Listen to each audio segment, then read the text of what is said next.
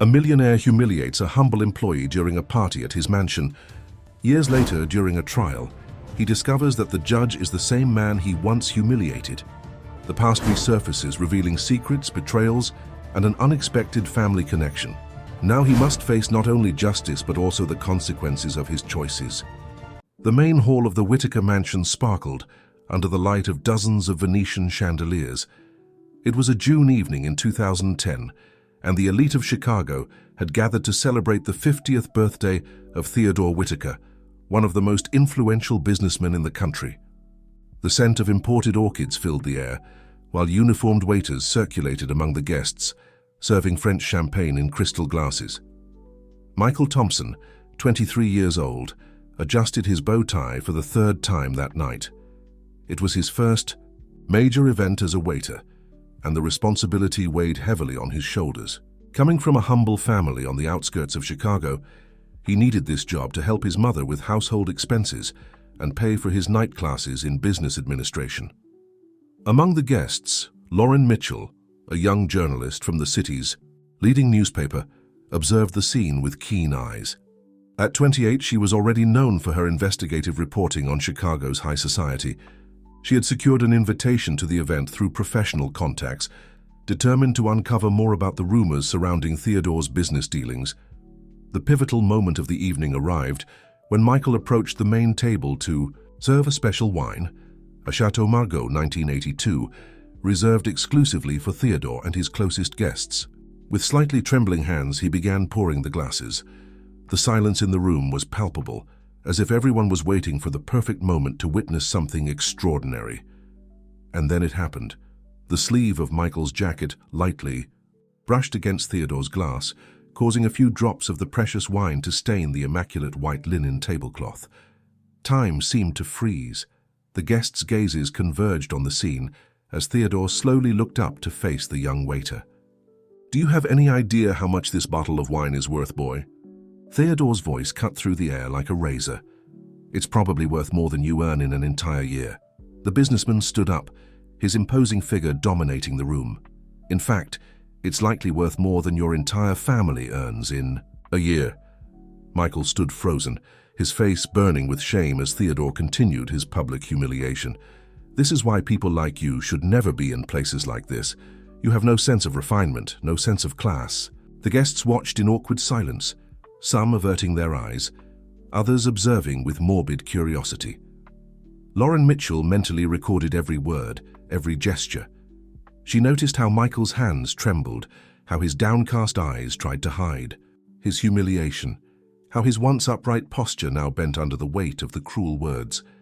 In her mental notebook, she began to construct the profile of a man who used his power to belittle others. Among those present was also Charles Whittaker, the 25-year-old son of Theodore, who watched the scene with visible discomfort. Unlike his father, Charles had studied at universities abroad and returned with progressive ideas that often caused family conflicts. He made a move to intervene, but a sharp look from his father kept him in his place. After what felt like an eternity, Michael was dismissed from the room. As he walked toward the kitchen, he could feel the whispers and glances following him. In the safety of the service area, his hands still trembled as he removed the bow tie. At that moment, something within him fundamentally changed. The humiliation he had endured would not just be another sad story to tell. It would be the catalyst for a profound transformation. Outside the mansion, the night carried on. The stars shone indifferently to the drama unfolding beneath them, and the gentle breeze swaying the palm trees in the garden carried with it the first seeds of a story that would forever change the lives of everyone present on that fateful night. Michael left the Whittaker mansion that night, carrying more than the shame of humiliation.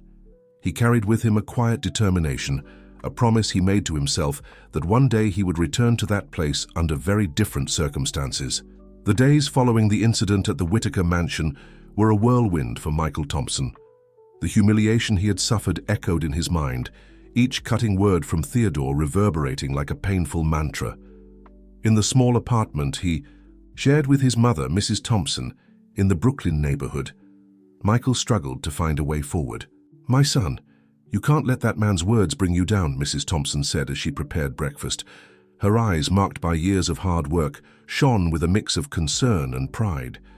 "You are so much more than what he said." Michael listened in, silence absent-mindedly stirring his cup of coffee.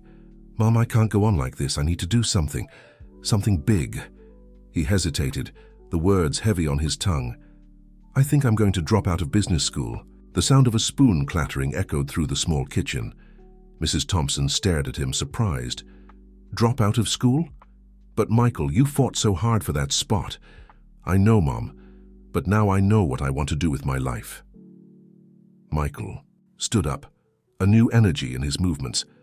"I'm going to study law. I'm going to become a judge." The determination in Michael's voice surprised Mrs. Thompson. She knew that look well.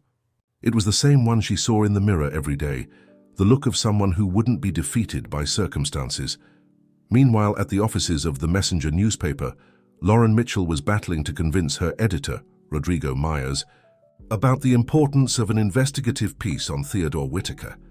"Lauren, I understand your enthusiasm, but we can't just publish accusations without concrete evidence," argued Rodrigo, running his hand through his graying hair. "They're not just accusations, Rodrigo," Lauren insisted, her eyes shining, with the intensity of someone who smelled a big story. "His behavior at that party was just the tip of the iceberg. I have sources suggesting irregularities in his businesses, possible tax fraud." Rodrigo sighed, acknowledging the persistence of his most promising reporter. "All right, Lauren, you've got a month. Bring me something concrete, and we'll consider publishing." Lauren left Rodrigo's office with a subtle smile. She knew she had a lot of work ahead, but she was determined to expose the truth about Theodore Whitaker. In the weeks that followed, Michael threw himself into studying for the law school entrance exam. His nights were spent hunched over books at the small kitchen table, while his days were filled with temporary jobs to help with the household bills. It was during one of these jobs, as a delivery boy for a small neighborhood grocery store, that Michael met Dr. Augustus Newman, a retired lawyer who lived alone in a modest apartment nearby. The casual encounter at the building's entrance turned into an animated conversation about Michael's dream of becoming a judge. "You know, young man," said Dr. Augustus, adjusting his reading glasses, "the path you've chosen isn't easy, but I can see in your eyes the same determination I had when I started my career." He paused, as if reminiscing about times gone by. "If you want, I can help you with your studies. I have a small library that might be useful." Michael felt as if a door had opened before him. "Really, Doctor, that would be amazing." And so began an unlikely partnership between the young dreamer and the experienced lawyer. Sunday afternoons turned into intensive study sessions, with Dr. Augustus sharing not only legal knowledge but also life lessons. Meanwhile, at the Whitaker mansion, the atmosphere was tense. Charles, Theodore's son, couldn't forget the incident with Michael. "Father, don't you think you overreacted that night?" he dared to ask during dinner. Theodore set down his fork, his cold eyes fixed on his son. "Charles, you still have much to learn about the business world. Sometimes you need to show who's in charge. But humiliating someone like that," Charles began but was interrupted. "Enough." Theodore slammed the table, making the silverware clatter. "I don't want to hear any more about it. We have more important matters to discuss, like the future of our companies." Charles fell silent, but the seed of discord had been planted. He began to question not only his father's actions, but the entire value system he had been raised in. At the community library in Brooklyn, Michael spent hours studying, alternating between books borrowed from Dr. Augustus and free materials he could find. It was there, among the dusty shelves, that he found an old notebook belonging to his father, who had passed away years before. Flipping through the yellowed pages, Michael discovered a story he hadn't known. His father had worked for one of Theodore Whitaker's companies and had been unjustly fired after trying to organize a union. The notes detailed a legal battle lost against the powerful businessman. With tears in his eyes, Michael embraced the notebook. That discovery not only strengthened his resolve, but also gave a new purpose to his journey. It was no longer just about overcoming humiliation. It was about seeking justice, not only for himself but for all those who, like his father, had been silenced by power and greed. As night fell over Chicago, Three restless souls charted their paths. Michael, with his renewed determination, Lauren, tirelessly investigating Theodore's secrets, and Charles beginning to question the empire built by his father. The gears of fate began to turn, setting the stage for a story of transformation, redemption, and justice that would echo for years to come. The year 2011 brought winds of change. For Michael Thompson, each day was a battle, divided between hard work and endless hours of study. His routine became a blur of sleepless dawns, cups of coffee, and underlined pages of codes and laws. His father's notebook, found in the library, became his talisman, a constant reminder of what was at stake. On a particularly exhausting afternoon, Michael arrived for another study session with Dr. Augustus Newman. The retired lawyer's modest apartment had become a refuge, an oasis of knowledge and encouragement. "Michael, my boy," said Dr. Augustus, adjusting his glasses as he flipped through a heavy volume of constitutional law, "you have made remarkable progress. But remember, the law is not just about memorizing statutes. It's about understanding the spirit of justice." Michael nodded, absorbing every word. "Dr. Augustus, sometimes I wonder if I'm on the right path, if I can truly make a difference." The old lawyer smiled, his eyes gleaming with the wisdom of decades of experience. "Doubt is natural, Michael, but it's your determination that matters. Always remember why you started this journey." Meanwhile, on the other side of the city, Lauren Mitchell was delving deeper into her investigation of Theodore Whitaker. Her nights were spent in hidden cafes, meeting with anonymous sources, collecting pieces of information that gradually formed a disturbing mosaic. On one such night, Lauren met with Marianne, a former employee of Theodore's company. The cafe was almost empty, only the sound of the espresso machine breaking the tense silence. "Miss Mitchell," Marianne began, her voice almost a whisper, "what I'm about to tell you could put many people at risk, including myself." Lauren leaned forward, her eyes fixed on the woman across from her. "You can trust me, Marianne. Your identity will be protected." Marianne took a deep breath before continuing. "Mr. Whitaker's companies, they're not what they seem. There are schemes, embezzlement, ghost contracts. And the charity foundation? It's just a front for money. Laundering." Lauren's heart raced. This was the missing piece of her puzzle. "Do you have proof of this?" Marianne nodded slowly, sliding a flash drive across the table. "Here's everything I managed to gather before I was invited to leave the company." Lauren pocketed the flash drive, her mind already formulating the next steps of her investigation. She knew she was dealing with explosive information, capable of bringing down an empire. At the Whitaker mansion, the atmosphere grew increasingly tense. Charles, Theodore's son, spent more time away from home, avoiding family dinners that invariably ended in heated arguments. On a rare evening when father and son found themselves in the mansion's library, a confrontation was inevitable. "Father, we can't keep ignoring the problems in the company," Charles began, his voice firm but cautious. Theodore looked up. From the papers he was reviewing, his gaze cold and calculating. "What problems, Charles? Profits have never been higher. At what cost?" Charles retorted. "I've been hearing rumors, Dad, about questionable practices, about how we treat our employees." Theodore stood up abruptly, his imposing figure casting a shadow over his son. "Rumors? Is that what you're basing your accusations on? I built this empire from nothing, Charles. Everything we have, everything you have, came from my hard work." Charles didn't back down. "Hard work doesn't justify exploitation, Dad. It doesn't justify corruption."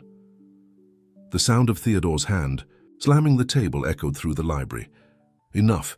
You don't understand anything about the real world, Charles. If you want to question my methods, maybe it's time for you to leave this house and see how tough it is out there."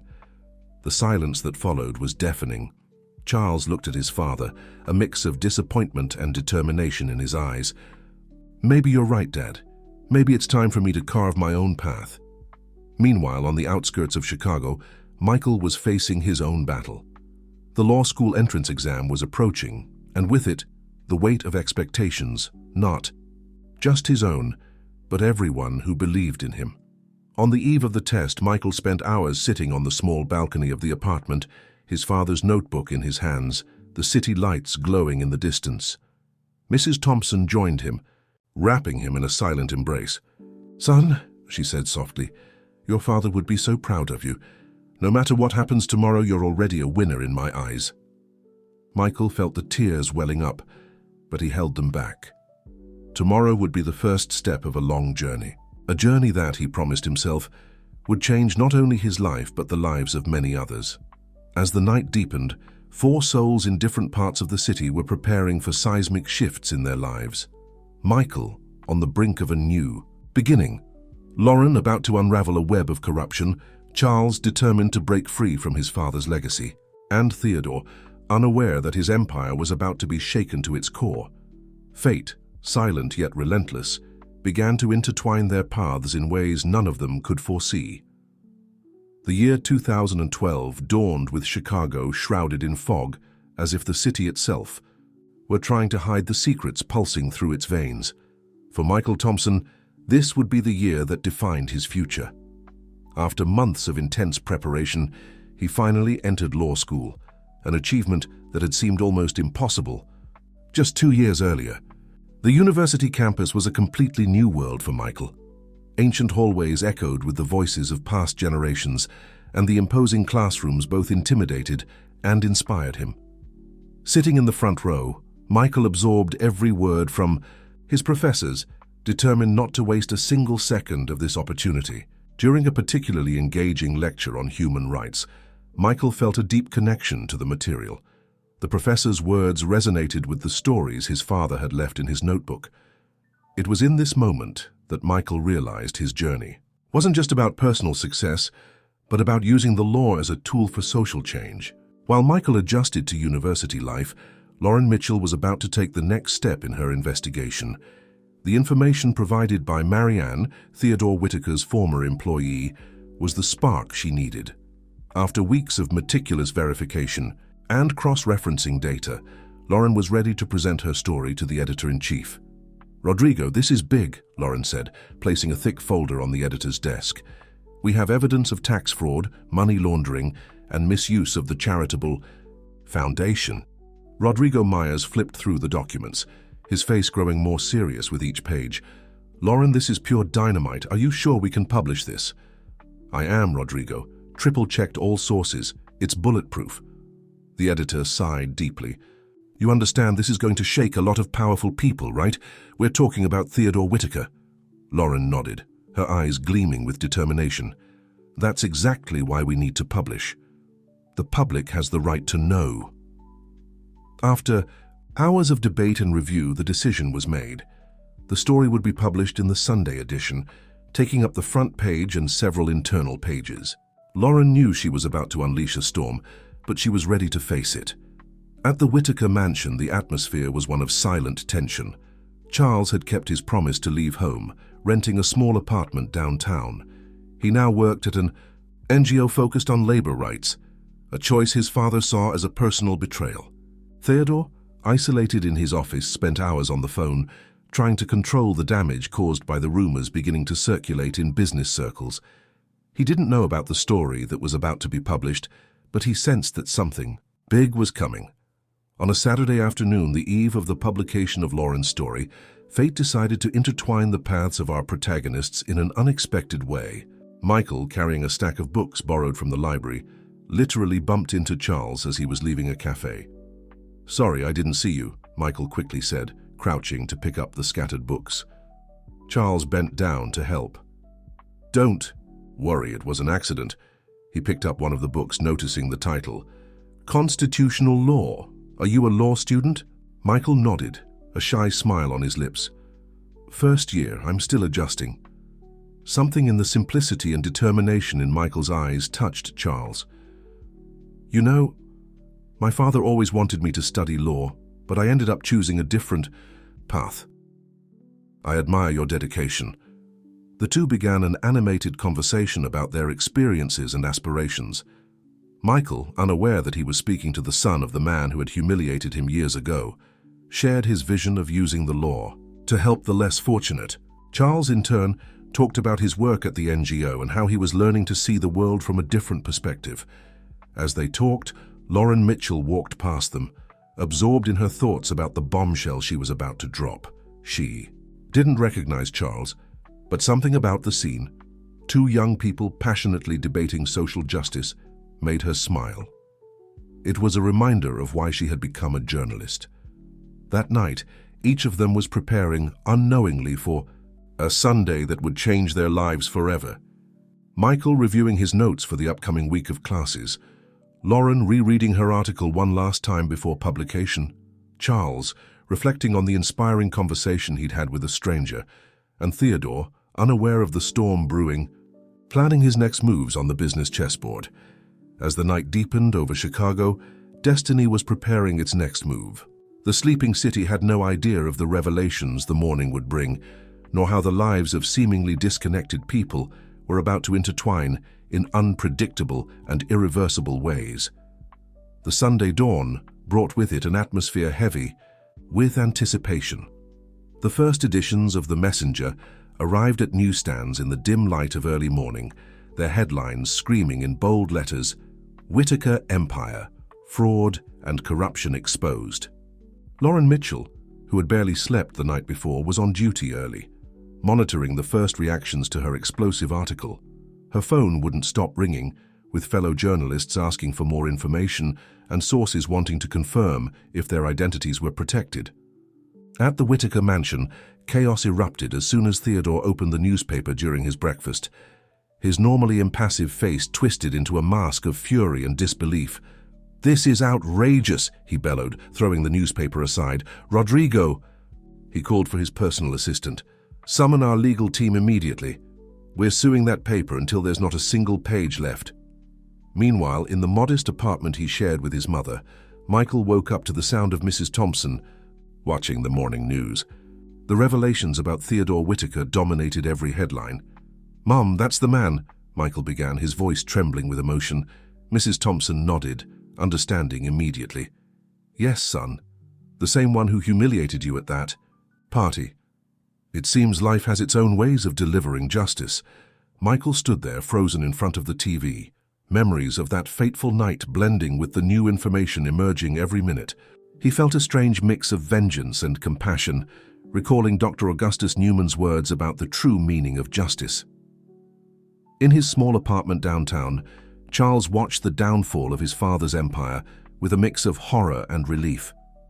Part of him had always known there was something rotten in the family business, but seeing it all exposed so rawly was shocking. Determined not to stay idle, Charles picked up the phone and called his father. After several attempts, he finally got through.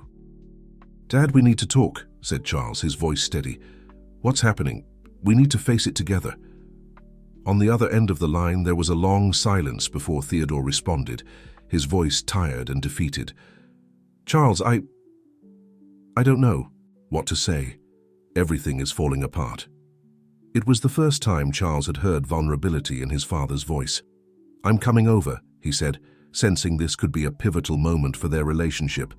As the city buzzed with the news, Lauren Mitchell was urgently called into the newsroom. Rodrigo Myers greeted her with a tense smile. "Lauren, you've done incredible work, but things are getting complicated," he said, running a hand through his graying hair. "We've already received 3 subpoenas and veiled threats from powerful people." Lauren straightened in her chair, her eyes gleaming with determination. "Rodrigo, we checked everything. Every word in that story is true. We can't back down now." The editor nodded, admiring his reporter's courage. "I agree, but we need to prepare for a long battle." As the day progressed, the news spread like wildfire. On social media, Theodore Whitaker's name became the most talked about topic. Former employees began coming forward with their own stories of abuse and misconduct. At the law school campus, Michael Thompson met with some colleagues to discuss the legal implications of the case. The buzz in the hallways was intense, with professors and students passionately debating the possible outcomes.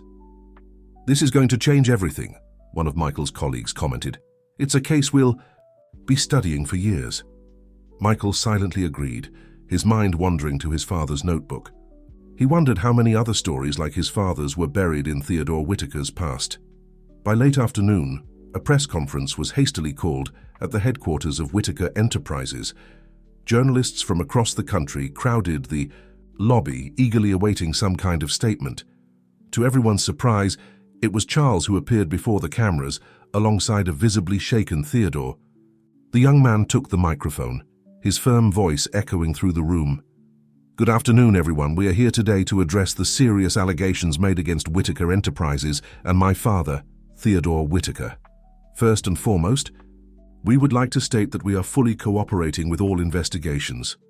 As Charles spoke, promising transparency and changes in the company's management, Theodore remained silent, his gaze distant, as if he were watching his empire crumble before his eyes. Across town, Lauren Mitchell watched the press conference with a lump in her throat.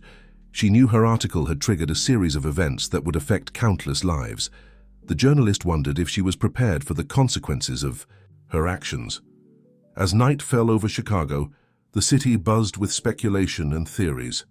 Michael, Lauren, Charles, and Theodore, each in their own corner, reflected on how their lives had changed in just one day.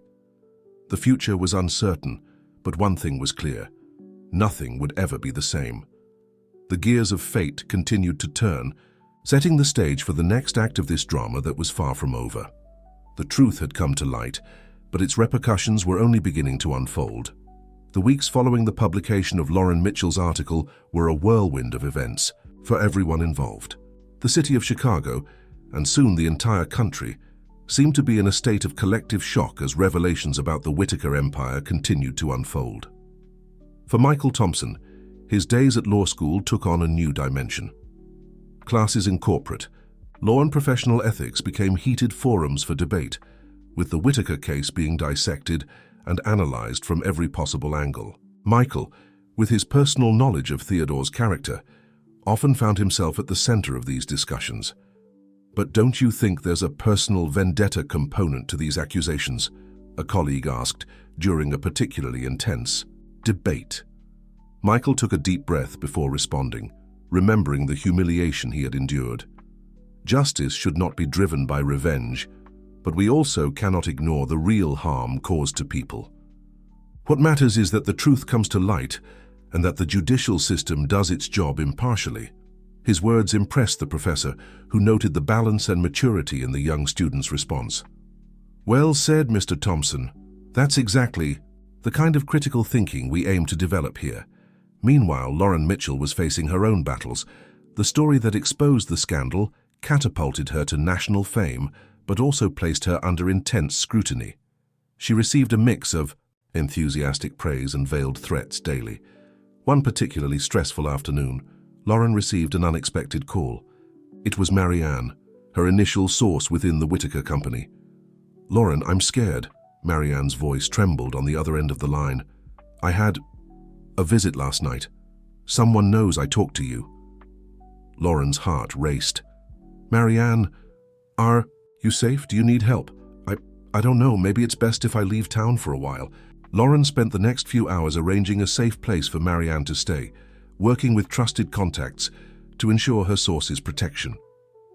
The situation made her realize the true weight of her work and the responsibility she carried. At the Whitaker mansion, the atmosphere was like a slow-motion shipwreck. Theodore, once an imposing and feared figure, now seemed like a shadow of his former self.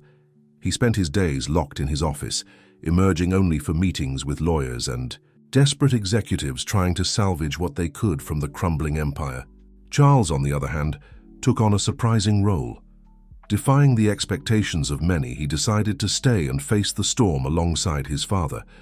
But his approach was radically different.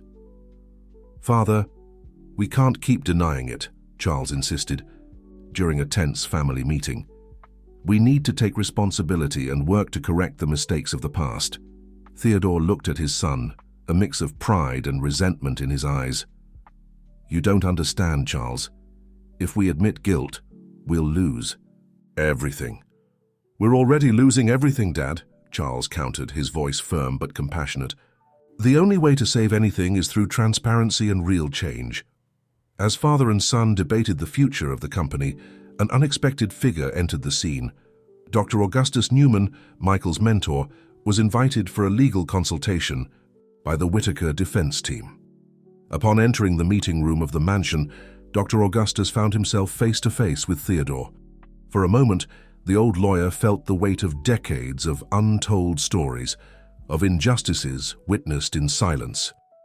"Mr. Whitaker," Dr. Augustus began, his voice calm but firm, "before we discuss legal strategies, I would like to share a different perspective with you." In the hours that followed, Dr. Augustus recounted stories of people whose lives had been affected by the practices of the Whitaker companies. He spoke of exploited workers, harmed communities, and shattered dreams. And without naming names, he spoke of a young waiter who had been humiliated and was now studying law, determined to make a difference. Theodore listened in silence, his face an impenetrable mask. But something in his expression subtly changed throughout the conversation. For the first time in decades, he was forced to see the real consequences of his actions. By the end of the day, a surprising decision had been made. Theodore Whitaker, the titan of business, would publicly announce his departure from the presidency of the companies. Charles would take control with the mission of completely restructuring the company's operations and policies. The news exploded like a bomb in the media. Analysts fiercely debated the meaning of this move, while the financial market reacted with volatility. For Michael, watching the coverage from his small apartment, it was a surreal moment. He couldn't help but think about how his own journey was intertwined with these monumental events. Lauren Mitchell, on the other hand, faced a new challenge. With Theodore's public confession, her investigation took on a new dimension. Now, she needed to unravel the deeper ramifications of the scandal, following the trail of money and influence. That extended far beyond a single company. As night fell over Chicago, 4 souls reflected on the whirlwind of the past few days. Michael, with renewed determination in his studies. Lauren, preparing for the next phase of her investigation. Charles facing the challenge of rebuilding his family's legacy. And Theodore finally confronting the weight of his past choices. The Whitaker case was far from over, but one thing was certain. The shockwaves of these events would continue to reverberate for a long time, shaping the future of countless lives in their path. The fall of 2013 arrived in Chicago, bringing with it winds of change. The golden leaves falling on the city streets seemed to symbolize the transformation happening behind the scenes of the Whitaker case. Michael Thompson, now in his second year of law school, was diving deeper into his studies. His exceptional performance had not gone unnoticed, and he was invited to participate in a special project at the university, a legal clinic offering free assistance to workers in labor disputes. On a sunny afternoon, Michael found himself facing his first real case. A middle-aged woman, Mary Douglas, sat across from him, her calloused hands trembling slightly as she told her story. "I worked for 15 years at the Whitaker factory," she began, her voice choked. "When the news of the scandal broke, I was fired without explanation, without my rights." Michael felt a lump in his throat. Mary's story painfully echoed that of his own father. "Mrs. Douglas," he said, gently holding her hand, "I will do everything in my power to help you." Meanwhile, across the city, Charles Whitaker was facing the greatest challenge of his life. Taking control of his father's companies was a Herculean task, especially considering the chaotic state they were in after the scandal. In a tense meeting with the board of directors, Charles presented his restructuring plan. "Gentlemen," he began, his voice steady despite his inner nervousness, "we can't simply sweep our mistakes under the rug. We need real, profound change." His plan was bold: total transparency in operations, a compensation program for affected employees and communities, and a complete overhaul of the company's business practices. The reactions were mixed, with some executives applauding the initiative and others fiercely resisting the change. Lauren Mitchell, for her part, didn't let the success of her article allow her to rest on her laurels. She continued investigating, following leads that led her to uncover a corruption network far larger than she had initially imagined. In a discreet cafe downtown, Lauren met with a new informant. "The Whitaker case is just the tip of the iceberg," the man whispered, sliding an envelope under the table. "This will take you places you can't even imagine." Lauren opened the envelope with trembling hands, her eyes widening as she saw the documents. It was an intricate web of connections between politicians, businessmen, and even judges. Her heart raced at the magnitude of the discovery. Meanwhile, Theodore Whitaker was facing his own demons. Removed from the presidency and isolated in his mansion, he spent his days reflecting on his life and the choices that had brought him to this point. It was during this period of introspection that Theodore decided to do something unexpected. He called Dr. Augustus Newman, the lawyer who had confronted him months earlier. "Dr. Newman," Theodore said, his voice heavy with emotion, "I need your help, not to defend me, but to do what's right." Dr. Augustus was surprised by the request, but agreed to meet with Theodore. What followed was a series of long conversations in which the former tycoon finally opened his heart, revealing decades of secrets and regrets. With Dr. Augustus's guidance, Theodore began working on a restitution plan. He decided to use his personal fortune to create a genuine foundation, dedicated to helping workers and communities that had been harmed by his past practices. The path to redemption, however, would not be easy. When Theodore publicly announced his intentions, he was met with skepticism and distrust. Many saw his actions as a belated attempt to clean up his image. It was at this moment that the paths of our protagonists began to converge in unexpected ways. Michael, working on Mary Douglas's case, discovered that Theodore's new foundation could be crucial in helping his client and many others like her. Charles, struggling to implement changes within the company, saw in his father's initiative an opportunity to demonstrate a real commitment to transformation. Lauren, following the leads in her new investigation, realized that Theodore's story and his quest for redemption might be the key to exposing a much larger system of corruption. On a rainy afternoon in May, these four individuals found themselves in a meeting room at the old headquarters of Whitaker Enterprises. The air was thick with tension and anticipation, Michael representing the interests of the workers, Charles fighting to save his family's legacy, Lauren in pursuit of the full truth, and Theodore, a broken man seeking redemption. When the meeting began, no one could have predicted the developments that would follow. The revelations, confessions, and promises made in that room would shape not only their lives, but the future of an entire city.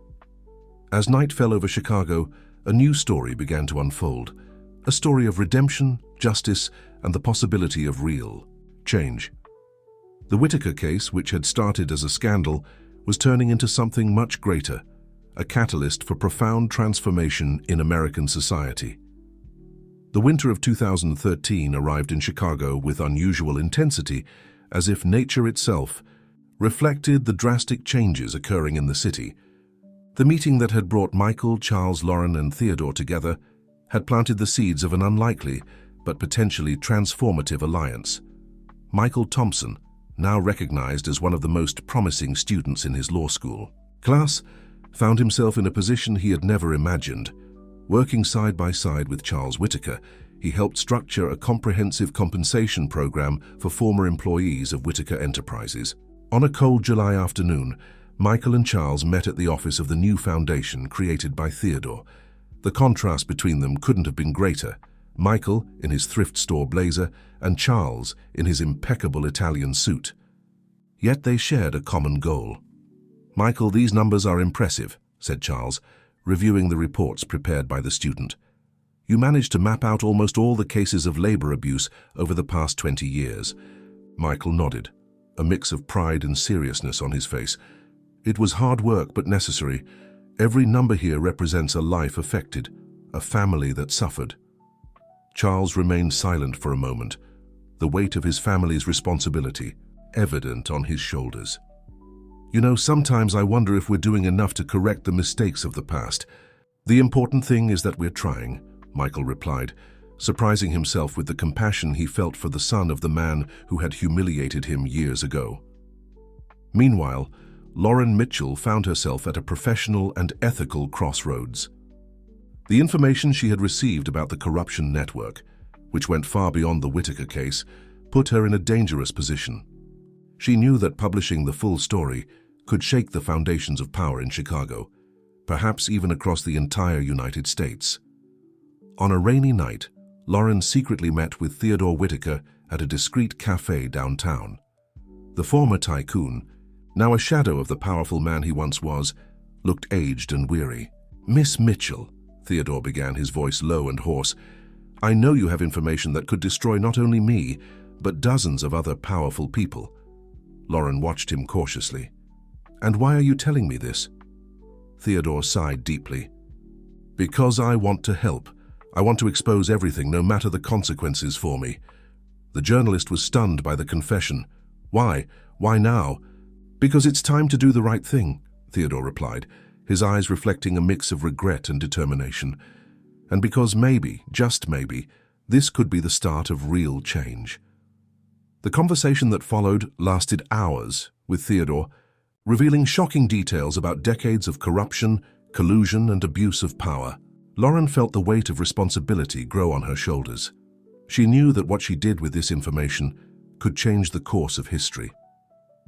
Meanwhile, on the outskirts of Chicago, the life of Mary Douglas, the former employee Michael, began to change. Thanks to the combined efforts of Michael and Theodore's foundation, she not only received fair compensation, but was also offered a new job at one of Charles's restructured companies. "My son," Mary said to Michael, tears of gratitude in her eyes, "you didn't just help me, you gave me back my dignity." Michael felt a lump in his throat, remembering his father and how it all began. "You deserve this, and much more, Mrs. Douglas. We're just starting to correct years of injustice." As winter progressed, the web of connections between our protagonists grew stronger. Michael, with his legal expertise and passion for social justice, became a key figure in the restructuring of the Whitaker businesses. Charles, in turn, found in Michael not only an ally but a friend who challenged him to be a better version of himself. Lauren, armed with Theodore's revelations and her own investigations, prepared to publish a series of reports that promised to shake the foundations of power in the country. She knew the risks, but also understood the importance of her work. And Theodore, the man who had started this entire journey with an act of cruelty years ago, now found himself in the role of a key player in dismantling the very system he had helped build. His quest for redemption led him to confront old allies and expose long-buried secrets. One night, as the city slept under a light drizzle, the four gathered once more. The atmosphere was tense, heavy with the weight of the decisions they were about to make. They knew that what they did next would not only affect their lives, but potentially the future of the entire country. Michael looked at each of them, feeling the weight of the moment. "What we're about to do, there's no turning back." Charles nodded, determination in his eyes. "It's the price of real change." Lauren, with her notebook in hand, added, "The truth needs to come out, no matter the consequences." Theodore, the last to speak, his voice heavy with emotion, "I spent my life building an empire based on lies. Now I want to spend what's left of it building a legacy of truth." As the night wore on, the four mapped out a bold plan. A plan that promised not only to expose corruption, but also to offer a path to redemption and systemic change. They knew the challenges would be immense, that they would face resistance from all sides. But they also knew that together they had a chance to make a difference. As the sun began to rise on the horizon of Chicago, casting its golden light equally over the skyscrapers and the neighborhoods below, Michael, Charles, Lauren, and Theodore prepared to take the first step in their most challenging journey. Journey that promised not only to change their lives, but potentially the course of an entire nation's history. The spring of 2014 arrived in Chicago with a mix of hope and apprehension. The blooming jacaranda trees scattered across the city seemed out of sync with the growing tension in the air. The plan devised by Michael, Charles, Lauren, and Theodore was about to be set into motion, and the consequences promised to be seismic. Lauren Mitchell, armed with a mountain of evidence and testimonies, was preparing to launch the first in a series of explosive reports. On the eve of publication, she met with her editor-in-chief, Rodrigo Myers, in his office high up in a downtown skyscraper. "Lauren, are you sure about this?" asked Rodrigo, his face marked by concern. "What you're about to publish will shake the foundations of power in this country. There will be consequences." The journalist took a deep breath, her eyes reflecting. a mix of determination and fear. "Rodrigo, if we don't do this now, when will we? This is our chance to truly change things." Meanwhile, in the halls of the courthouse, Michael Thompson faced his own challenge. He had been assigned to assist in a crucial case related to the past practices of the Whitaker companies. The young law student found himself face to face with seasoned attorneys and intimidating judges. During a particularly tense hearing, Michael stood to present new documents. His hands trembled slightly, but his voice was steady. "Your Honor, what we have here is not just an isolated case of corporate misconduct. It is evidence of a corrupt system that extends far beyond a single company." The judge, a middle-aged man with piercing eyes, watched Michael with a mix of surprise and interest. "Proceed, Mr. Thompson. I'm curious to see where this is going." At the headquarters of the Whitaker companies, now under Charles's leadership, a quiet revolution was underway. Teams of independent auditors combed through every department, every contract, every transaction. Charles had made the radical decision to completely open the company's books, no matter what might be found. On a sunny afternoon, Charles met with the board of directors to present the preliminary findings. The atmosphere in the room was palpably tense. "Gentlemen," Charles began, his voice steady despite his inner nervousness, "what we've uncovered isn't pretty. Years of questionable practices, fraudulent contracts, bribes, but we're here to clean house, no matter the cost." One of the oldest board members, a man who had worked alongside Theodore for decades, stood up furiously. "This is madness. You're going to destroy everything your father built." Charles faced the man, his eyes reflecting unshakable determination. "No, sir. I'm saving what's worth saving and rebuilding the rest on solid, ethical foundations." Meanwhile, Theodore Whitaker was facing his own demons.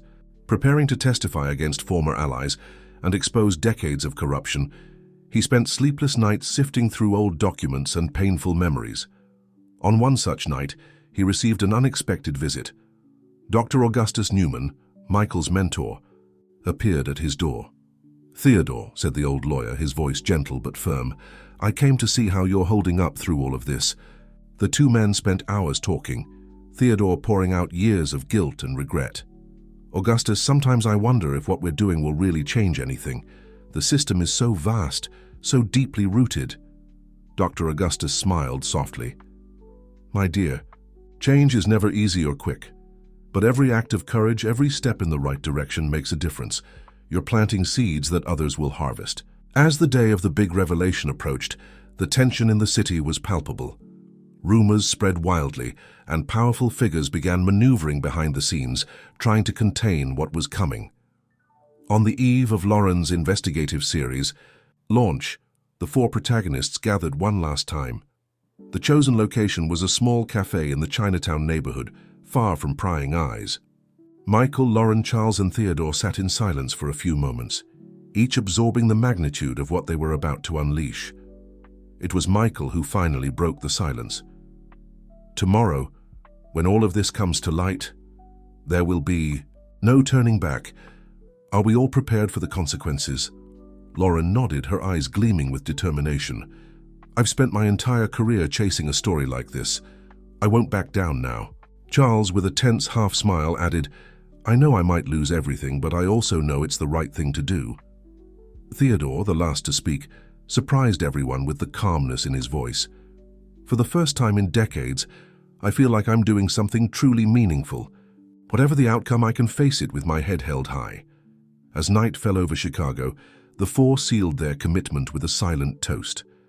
The coffee in their cups was bitter, but it carried the taste of hope and the promise of a new dawn. Outside, the city continued its frenetic pace, oblivious to the storm that was about to hit. In the halls of power, in luxurious offices and meeting rooms, a growing anxiety spread like a virus. The status quo, long unshakable, was about to be challenged. As dawn approached, Michael, Lauren, Charles, and Theodore went their separate ways, each to face their own challenges. They knew the next 24 hours would change everything. What they didn't know was that fate still had a few surprises in store. For them, twists that would test their resolve and newly formed bonds to the limit. The storm was coming, and Chicago, in all its grandeur and contradictions, was about to be shaken to its core. The dawn of September 15, 2014, brought an electric atmosphere to Chicago.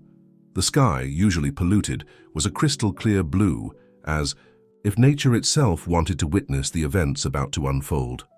At exactly 6 a.m., the website of the newspaper The Messenger published the first part of Lauren Mitchell's investigative series. The headline, in bold letters, screamed, "The Web of Corruption, How the Whitaker Case Reveals a Rotten System." Within minutes, the news spread like wildfire. Social media exploded. Newsroom phones rang non-stop and a shockwave rippled through the halls of power. Lauren, who hadn't slept all night, watched the fallout of her work with a mix of pride and apprehension. Her phone rang incessantly, but she ignored it, focused on the computer screen where she tracked the online reactions. Meanwhile, at the E.K. Central Courthouse, Michael was preparing for what would be the most important day of his still young legal career. Wearing the only suit he owned, a gift from Mrs. Thompson for his high school graduation, he took a deep breath before entering the courtroom.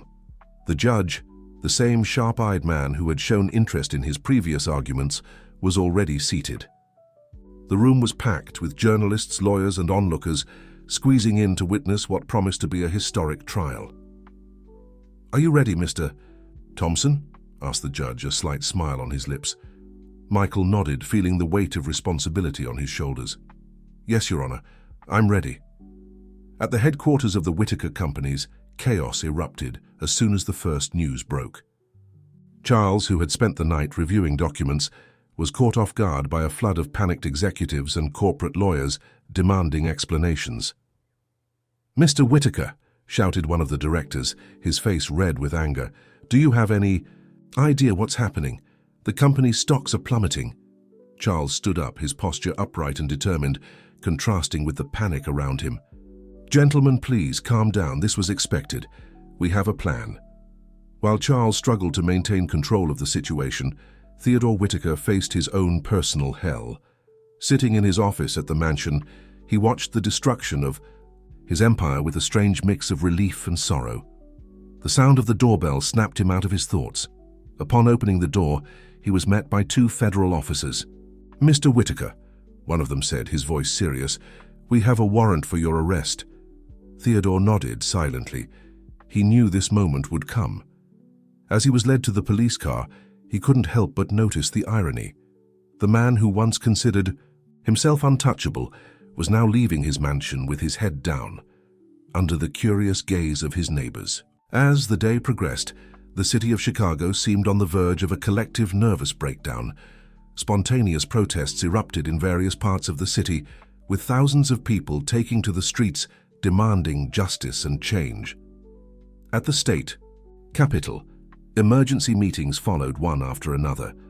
Politicians from all parties rushed to distance themselves from the scandal, while desperate aides tried to control the damage.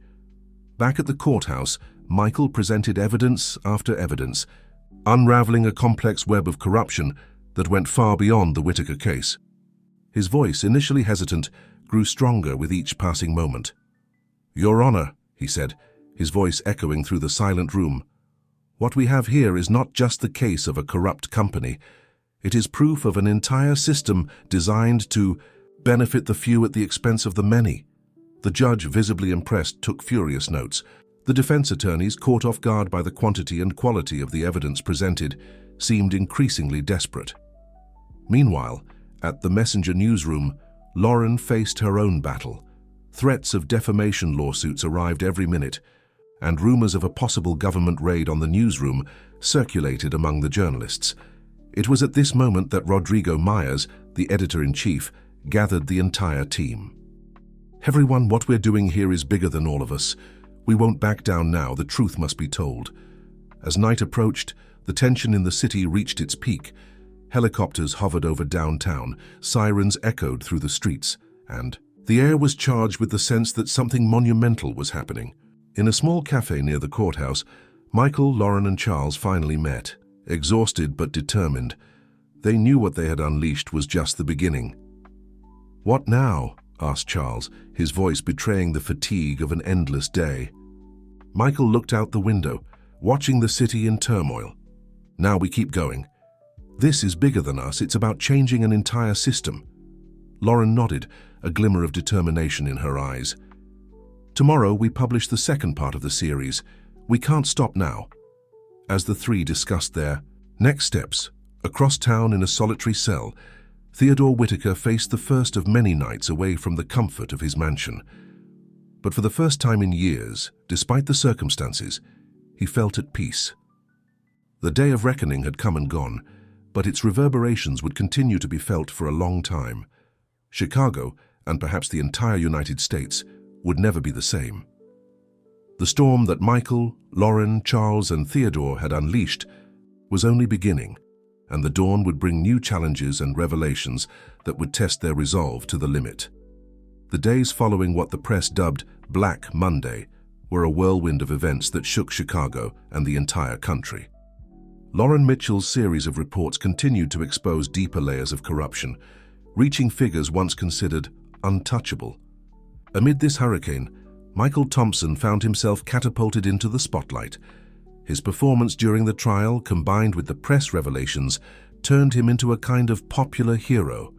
Young law students stopped him on the streets to take selfies, while political commentators debated his actions on TV. One particularly hectic morning, Michael was surprised by a crowd of reporters as he left his home. Amid camera flashes and microphones thrust in his direction, he heard a question that made him pause. "Mr. Thompson, is it true that you were humiliated by Theodore Whitaker years ago? Did that motivate your crusade against him?" Michael felt his heart race. His personal story, which he had kept secret for so long, was now exposed. For a moment he considered denying it, but then he remembered the commitment to truth that had brought him this far. "Yes, it's true," he replied, his voice steady despite the nerves. "But this isn't about personal revenge, it's about justice for everyone who has been harmed by a corrupt system." His honesty captured the public's imagination even further, solidifying his image as a symbol of integrity amid the chaos. Meanwhile, Charles Whitaker faced the Herculean task of keeping the businesses running in the midst of the storm. Daily, he had to deal with the dismissals of executives involved in the scandal, falling stock prices, and the widespread distrust in the market. In a particularly tense meeting with the remaining shareholders, Charles presented a bold restructuring plan. "Gentlemen," he began, his voice echoing through the silent room, "I propose that we completely transform our operations. Let us become an example of corporate ethics and transparency." The proposal was met with skepticism and even hostility by some, but Charles remained steadfast. "If we want to survive this, we need to change radically. There is no other way." Lauren Mitchell, meanwhile, was facing her own dilemmas. As her reports targeted increasingly powerful figures, the threats against her intensified. One night, upon returning home, she found her door broken and her apartment ransacked. Shaken but not defeated, Lauren decided it was time to take drastic measures. With the help of Rodrigo, her editor, she moved to a safe location from where she continued her tireless work. "Lauren," Rodrigo said during one of their secret meetings, "you're messing with very powerful forces. Are you sure you want to continue?" Lauren's eyes shone with determination. "Rodrigo, if we stop now, everything will have been in vain. We need to see this through to the end." In the detention center where he was imprisoned, Theodore Whitaker was undergoing a profound personal transformation. The long hours of solitude forced him to confront every decision that had led him there. In a surprising move, he asked to speak with the prosecutor handling the case. "I want to confess everything," Theodore said, his voice weary but resolute. "Every detail, every name involved. It's time to clear my conscience." Theodore's confession opened a real Pandora's box, implicating dozens of politicians, judges, and businessmen in a corruption scheme that spanned decades. As the revelations piled up, American society seemed to be on the brink of a breaking point. Massive protests filled the streets of Chicago and other major cities, demanding deep reforms in the political and judicial systems. Amid this turmoil, Michael, Lauren, and Charles found themselves together again, this time in a small restaurant in the Chinatown neighborhood. The three seemed exhausted, but there was a palpable energy between them. "Do you realize what we've unleashed?" asked Charles, looking out the window at the crowd marching in the street.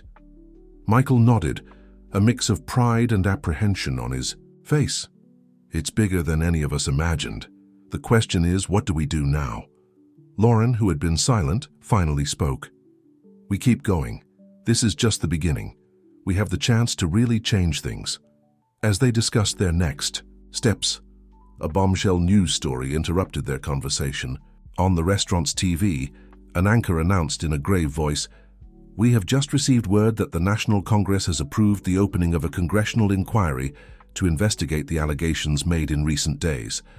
Several high-ranking politicians are being summoned to testify." The three exchanged glances, the magnitude of the moment weighing heavily on them. What they had started was now completely out of their control, taking on national proportions. As night fell over Chicago, the city seemed on the brink of a profound transformation. The shockwaves of the Whitaker case continued to spread, reaching the highest echelons of power and challenging long-established structures. Michael, Lauren, and Charles knew that the days to come would be crucial. They had opened the floodgates, and now the torrent of changes that would follow would test not only their convictions, but also the ability of an entire nation to reinvent itself. The story that had begun with an act of humiliation at a gala years ago had turned into a catalyst for a social and political revolution. And as the stars emerged in the Chicago sky, no one could predict exactly where this path would lead them. The summer of 2015 arrived in Chicago with an unusual intensity, as if the heat reflected the fever of change sweeping the city and the country. 6 months had passed since the explosion of the Whitaker case, and the United States was living through a moment of unprecedented transformation.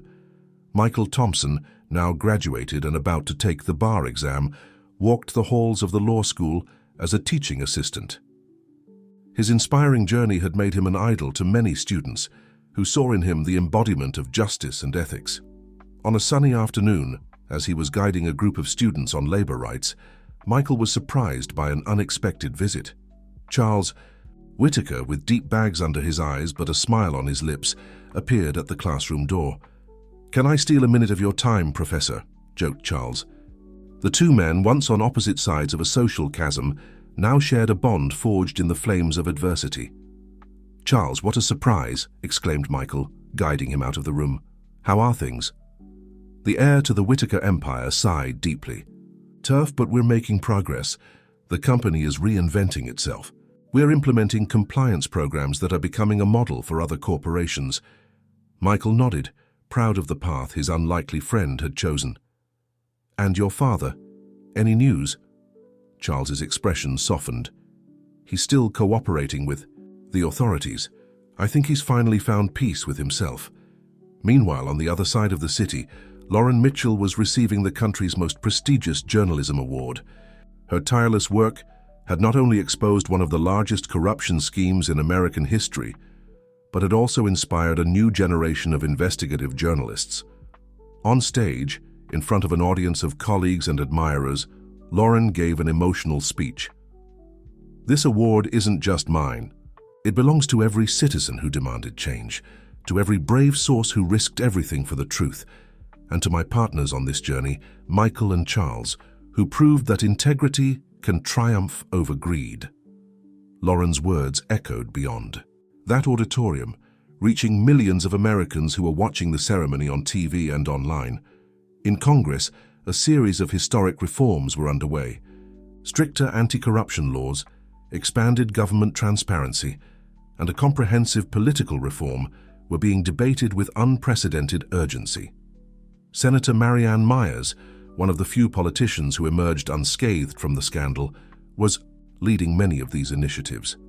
"The Whitaker case showed us just how sick our system was," she declared in a plenary session. "Now it's our responsibility to rebuild it on stronger, more ethical foundations."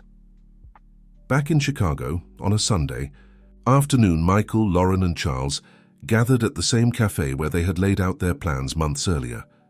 The once discreet location had now become a pilgrimage site for journalists and activists, all eager to catch a glimpse of the trio that had changed the course of Brazilian history. "Who would have thought we'd be here, a year later, watching all this unfold?" reflected Michael, gazing out the window at the bustling Michigan Avenue where a peaceful demonstration called for the continuation of reforms. Lauren smiled, her eyes shining with a mix of pride and determination. We still have a long way to go. Real change takes time. Charles, who had been quiet, finally spoke. You know what feels most surreal to me? Seeing my father, the man I used to fear and admire, find redemption in prison. He's teaching other inmates to read and write. The three fell silent for a moment, absorbing the magnitude of the transformations that had taken place, not just in the country, but in their own lives. Michael then raised his coffee cup. A toast, not to our victory, but to the work we still have ahead. Lauren and Charles joined the toast, their cups clinking softly.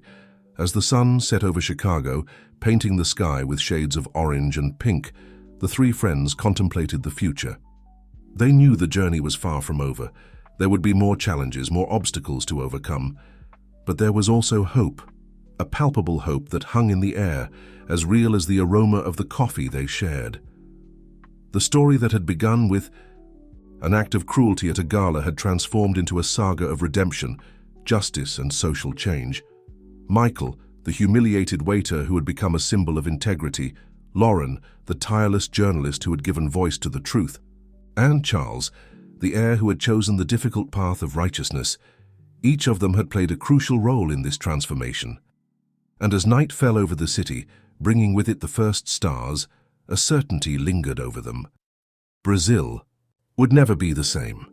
The Whitaker case had opened the doors to a new dawn, a dawn of hope, justice, and infinite possibilities. The transformation they had initiated would continue to reverberate through future generations, a powerful reminder that even in the darkest moments, the light of truth and justice can prevail. And so, with hearts full of determination and eyes fixed on the future, Michael, Lauren, and Charles prepared for the next chapter of their lives and the history of their country.